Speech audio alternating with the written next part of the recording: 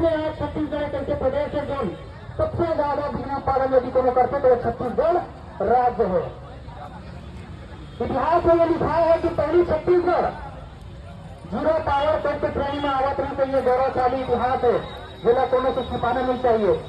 इतिहास में एक ऐसे राज्य है जिनमें जीरो पावर तक ये छत्तीसगढ़ का नाम से जाने जाए, जहां कोनो भी प्रकार के बिजली कटौती, कोनो भी प्रकार के वोल्टेज ड्रॉप के नौबत नहीं आना ढंग से। लेकिन आज क्या हुआ थे, अघोषित बिजली कटौती ये छत्तीसगढ़ में आज करे गए थे।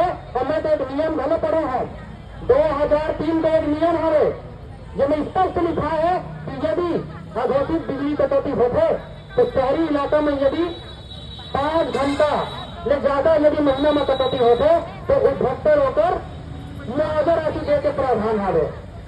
और ग्रामीण इलाकों में 20 घंटे से ज्यादा बिजली कटौती होते यदि महीना में, तो वो उपभोक्ता भी मुआवजा राशि ये बिजली विभाग द्वारा दिया जाए।